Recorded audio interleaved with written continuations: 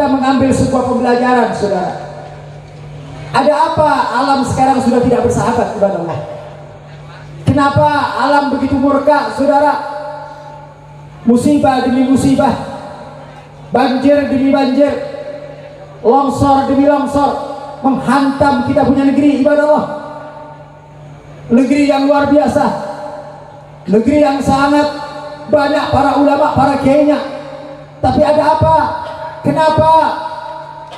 Ini yang menjadi pemikiran buat kita, ibadah Allah. Apa salahnya ini negeri, saudara? Apakah Allah sudah murka kepada ini negeri sehingga sebagian daripada negeri ini diluluhlantahkan oleh Allah Subhanahu wa ta'ala? Dan yang lebih miris lagi, ibadah Allah, orang-orang yang dicintai oleh Allah, para ulama, para kiai, para habaib, diambil oleh Allah Subhanahu wa ta'ala. Ibadah Allah, ada yang menarik, saudara. Di dalam satu riwayat hadis, di mana Nabi kita Muhammad sallallahu alaihi wasallam ketika menceritakan tentang asyratus saah, bercerita tentang tanda-tanda kiamat, saudara. Sebagaimana kita tahu bersama bahwa yang namanya alamat as-saah, tanda-tanda kiamat itu ada alamatul kubra, ada alamatul sughra. Kalau kita lihat sekarang ini, tanda-tanda alamatul sughra sudah tampak di hadapan kita, ibadah Allah. Sudah bisa kita lihat dengan kasat mata, saudara. Dengan apa? Salah satu tanda-tanda daripada akan datangnya kiamat adalah intizaul ilm. Itu tanda, salah satu tanda dari sekian banyak tanda-tanda bahwa kiamat itu akan datang, bahwa kiamat itu akan tiba, adalah intiza'ul ilm. Ketika ilmu Allah diangkat oleh Allah Subhanahu wa ta'ala. Ilmunya Allah diangkat, saudara. Habis bagaimana cara mengangkat ilmu? Nabi SAW menjelaskan, Allah Ta'ala mengangkat ilmunya biqabdil ulama, dengan mematikan para ulama, dengan mematikan para kiai, dengan mematikan orang-orang yang saleh, dengan mematikan para wali-wali Allah. Itu adalah tanda-tanda kiamat akan datang, saudara. Ini sekarang sudah kita lihat, saudara. Ulama kita satu persatu diambil oleh Allah. Habaib kita satu persatu diambil oleh Allah. Bahkan almarhum diambil juga oleh Allah. Kenapa ini terjadi? Karena Allah tidak mau meninggalkan para kekasih-kekasih Allah ketika terjadi kemaksiatan di muka bumi, saudara. Manakala kemaksiatan di muka bumi sudah mulai merajalela, manakala kemungkaran di muka bumi sudah mulai merajalela, manakala perjudian, perzinahan, pemakan uang riba mulai berkeliaran di muka bumi, maka Allah mengangkat orang-orang yang dicintai, yaitu para ulama, para habaib, para orang-orang saleh, diangkat oleh Allah agar mereka tidak bertemu dengan zaman yang dilaknat oleh Allah Subhanahu. Ini sekarang kita dihadapkan seperti itu, saudara. Kita sekarang sudah kehilangan mana ulama-ulama yang sangat luar biasa. Maaf, saya bukan mengecilkan ulama-ulama zaman sekarang, enggak. Tetapi kalau kita berbicara tentang ulama-ulama yang terdahulu, yang mereka sudah berterbangan di sisi Allah, demi Allah, kadar keikhlasan mereka adalah kadar keikhlasan yang bisa dijaminkan, saudara. Mari kita ambil contoh bahwa ulama-ulama terdahulu benar-benar yang dikatakan di dalam Al-Quran, ar-rasikhuna fil ilm, mereka itu konsisten di dalam ilmu, mereka itu ikhlas di dalam mengajarkan ilmu, mereka itu benar-benar mencari ridhonya Allah di dalam mengamalkan ilmunya. Ini satu bukti, saudara. Lihat bagaimana almarhum Kiai Haji Muhammad Habibullah yang merintis ini pesantren Darul Ulum, bagaimana keikhlasan beliau, bagaimana perjuangan beliau untuk mengajarkan santri-santrinya untuk mengenal Allah, memahami ilmu Allah, memahami syariat-syariat Allah. Ini sekarang berbuah, saudara. Ini hasil kerja mereka, ini hasil kerja ulama-ulama yang terdahulu yang mereka sampaikan dengan ikhlas. Makanya inilah yang membedakan ibadah Allah, ulama yang terdahulu dengan ulama-ulama sekarang. Saya teringat apa yang dikatakan oleh Al-Habib Abdullah bin Abu Bakar Al-Aidarus. Di dalam satu ucapan beliau mengatakan, "Ida aroda an yataqaddama fa'alaihi bil kutubil mutaqaddimin, wa man arada an yata'akhkhara fa'alaihi bil kutubil mutaakhirin." Siapa orang yang ingin maju, yang ingin sukses, yang ingin berhasil, maka hendaklah kalian membaca kitab-kitab terdahulu, guru-guru terdahulu. Kalau kalian masih bertemu, kalau kalian masih belajar, itu adalah merupakan satu keuntungan. Dan siapa orang yang ingin mundur ke belakang, belajarlah dengan kitab-kitab yang baru kemarin yang diciptakan oleh para ulama, oleh para cendekiawan. Artinya apa? Bahwa ulama-ulama terdahulu, karangan-karangan kitab ulama-ulama terdahulu, ilmu yang mereka sampaikan adalah ilmu yang dilandasi oleh keikhlasan. Saya tidak mengatakan bahwa ulama-ulama sekarang kurang ikhlas, enggak. Tetapi kalau dibuat perbandingan mimbabil muqaranah, dari sisi perbandingan antara ulama-ulama dulu dengan ulama-ulama sekarang berbicara tentang keikhlasan, insya Allah ulama-ulama sekarang tidak akan pernah bisa mengalahkan ulama-ulama dahulu, saudara. Betul. Ulama dahulu luar biasa, saudara. Ikhlas, berjuang, mengajari santri siang, pagi, sore, malam, tidak pernah capek. Insya Allah. Lihat jasa mereka, bagaimana antusias mereka di dalam mengajari santri-santrinya, mengajari murid-muridnya. Ini satu bukti dijawab. Sekarang alhamdulillah lahir ulama-ulama besar, ulama-ulama yang punya pesantren, ulama-ulama yang punya santri yang banyak. Siapa yang mendidik kalian, saudara? Siapa yang ngajarin kalian, saudara? Ulama-ulama terdahulu, ulama-ulama yang dahulu yang mengajarkan ilmu kepada kalian. Kenapa ilmunya bermanfaat? Kenapa ilmunya sampai sekarang ada di tengah-tengah kita? Satu penyebabnya ibadah Allah, karena ulama-ulama dahulu adalah ulama-ulama yang benar-benar ikhlas karena Allah Subhanahu wa ta'ala. Beda dengan ulama-ulama sekarang, saudara. Beda. Walaupun tidak semuanya saya katakan. Tapi kalau kita bikin perbandingan antara ulama dulu dengan ulama sekarang, itu beda. Kalau ulama dahulu itu keikhlasannya luar biasa. Mereka berjuang, mereka mengajar, mereka tidak butuh materi, saudara. Betul? Mereka tidak butuh uang.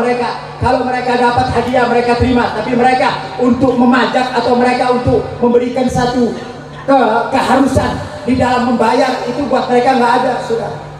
Kenapa? Mereka ikhlas, yang mereka cari adalah ridhonya Allah Subhanahu. Jadi pantas kalau ilmunya barokah. Makanya ulama-ulama sekarang ini ilmunya kurang barokah, mengajarkan kepada santri juga barokah, tidak apa kurang barokah. Kenapa? Karena ulamanya juga kurang ikhlas. Ngajar yang dipikir teh amplop. Benar tak? Dakwah yang dicari teh kedudukan dan pangkat, dakwah yang dicari popularitas. Makanya jangan kaget kalau ulama-ulama sekarang teh gila sanjungan, ulama-ulama sekarang teh gila popularitas, ulama-ulama sekarang teh gila daripada kedudukan dan pangkat. Oh, ulama-ulama sekarang dieluh-eluhkan, dipuji, disanjung. Lihat ulama-ulama terdahulu, saudara, nggak dengar kita namanya, nggak dengar, tapi subhanallah mereka mampu menelurkan daripada kiai-kiai besar, ulama-ulama besar berkat kolesan dari mereka, saudara. Berkat kolesan dari mereka berada di pinggir-pinggir kota, mereka berada di gunung-gunung, saudara. Tapi bagaimana peran mereka? bagaimana pengajaran mereka, bagaimana keikhlasan mereka, sehingga melahirkan daripada ulama-ulama yang benar-benar hebat, saudara. Itu adalah berkat keikhlasan daripada ulama-ulama terdahulu. Makanya jangan sepelekan ulama, saudara. Jangan kita sepelekan ulama-ulama terdahulu. Ulama-ulama yang terdahulu itu benar-benar ikhlas kepada Allah Subhanahu wa taala. Dan ada yang menarik, saudara, bahwa ulama-ulama dahulu di samping dia ikhlas, yang dikatakan ulama itu taqwa bainahu wa baina rabbuh. Ulama-ulama yang dahulu itu istiqomahnya luar biasa, Pak. Ulama-ulama dahulu itu rasa takutnya kepada Allah luar biasa. Bukan saja mereka memberikan ilmu, tapi ibadah mereka luar biasa. Kedekatan mereka kepada Allah luar biasa. Bangun tengah malam, baca Al-Quran, baca zikir dan lain sebagainya. Itu perjuangan daripada ulama-ulama terdahulu, saudara. Enggak beda dengan ulama-ulama sekarang yang hanya mengedepankan casing. Paham casing tuh? Paham casing tuh? Kita kalau lihat HP yang bagus teh casingnya, Pak. HP-nya teh HP Cina, tapi casingnya casing yang bagus. Jadi ulama-ulama sekarang teh penampilannya aja yang indah, penampilannya aja yang wah. Saya tidak menyalahkan orang pakai surban bagus, orang pakai gamis bagus, orang pakai ridak bagus, itu sunnah. Tapi hati-hati, jangan sampai pakaian tersebut hanya sekedar menjadi casing saja. Pakaian tersebut hanya menjadi model saja, tapi hatinya dan ilmunya kosong, sudah. Insya Allah. Hanya mengedepankan pakaian saja, yang dia cari hanya popularitas, yang dia cari hanya kedudukan dan pangkat. Bahkan iman mereka, imanuhum fi amplopihim. Betul, betul. Ini ulama sekarang, iya, bukan semuanya, tapi banyak ulama-ulama yang begini. Sehingga jangan disalahkan kalau ada ulama-ulama menjadi penjilat, saudara. Betul. Ulama-ulama pecundang, betul.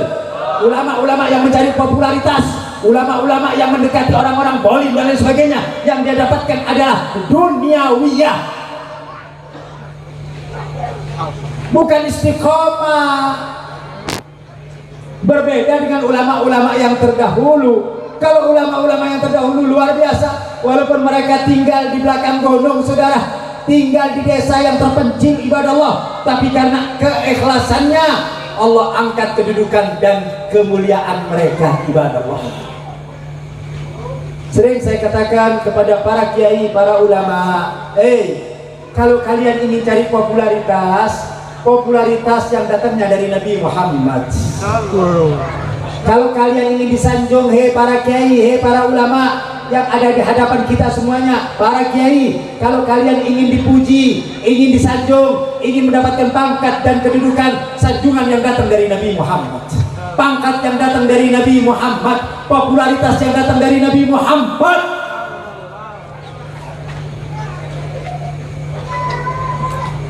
Sebab mandat yang dibawa oleh ulama ini bukan kecil, ibadah Allah. Tugas ulama ini berat. Tugas ulama ini bukan ringan. Tugas ulama ini berat. Bahkan ulama itu mendapatkan satu predikat, mendapatkan satu kedudukan dan pangkat langsung datangnya dari Nabi Muhammad. Masya Allah. Yang memberikan wisuda kepada ulama itu Nabi Muhammad Sallallahu Alaihi, bukan S1, S2, S3, bukan. Kita ini kadang-kadang kalau punya ilmu, punya kedudukan, punya pangkat, punya titel sudah besar. Hei ulama, tidak ada satu kedudukan, tidak ada satu pangkat, tidak ada satu kemuliaan melebihi ulama. Kenapa? Karena ulama mendapatkan pangkat dari Habibina Muhammad. Insya Allah. Bukan dari rektor, bukan. Kita kalau mendapatkan apresiasi dari rektor, lulus S1, S2, bangga. Padahal para alimul ulama, para kiai, para ajengan, mereka langsung mendapatkan titel dari Habibina Muhammad. Apa titelnya Habib? Nabi Muhammad langsung mengatakan, ulama warathatul Masya Allah. Siapa yang memberi itu? Habibina Muhammad. Siapa yang memberi pangkat? Nabi Muhammad. Saya mau tanya, ada manusia yang lebih mulia dari Nabi Muhammad? Ada manusia yang lebih agung dari Nabi Muhammad? Ada manusia yang lebih hebat dari Nabi Muhammad? Kalian para ulama wajib bangga, wajib merasa diri kita bangga. Kenapa? Karena kita mendapatkan mandat dan kedudukan dari Habibina Muhammad. Dan Nabi Muhammad Sallallahu Alaihi Wasallam tidak memberikan pangkat kepada seorang kiai, seorang ulama, kecuali pangkat tersebut sudah di ACC oleh Allah Subhanahu wa Ta'ala.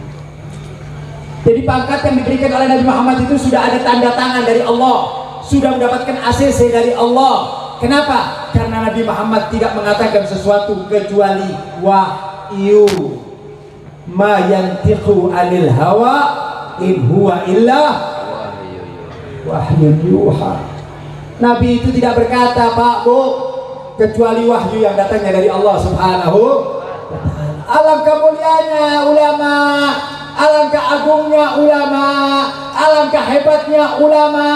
Yang memberi pangkat kalian adalah Nabi Muhammad, yang memberikan kedudukan kalian adalah Nabi Muhammad, yang memberikan tugas adalah Nabi Muhammad. Kenapa kalian menjadi agung? Kenapa kalian menjadi mulia? Karena kalian akan melanjutkan perjuangan Habibina Muhammad. Ulama menjadi mulia karena melanjutkan perjuangan Nabi Muhammad Sallallahu. Tidak ada perjuangan yang lebih bagus kecuali perjuangan Nabi Muhammad. Tidak ada satu kemuliaan kecuali kemuliaan yang datang dari Nabi Muhammad. Makanya bersyukurlah kalian kalau kalian mendapatkan ilmu yang bermanfaat, kemudian kalian mengambil jalannya Nabi Muhammad, berada di barisan Nabi Muhammad, berjuang bersama Nabi Muhammad, menegakkan syariat Nabi Muhammad, membela Nabi Muhammad, menegakkan kebenaran datang dari Nabi Muhammad, maka kalian akan mendapatkan kemuliaan dari Allah Subhanahu. Masya Allah. Itu kemuliaan daripada ulama. Kenapa saya jelaskan demikian, ibadah Allah? Pertama, agar kita paham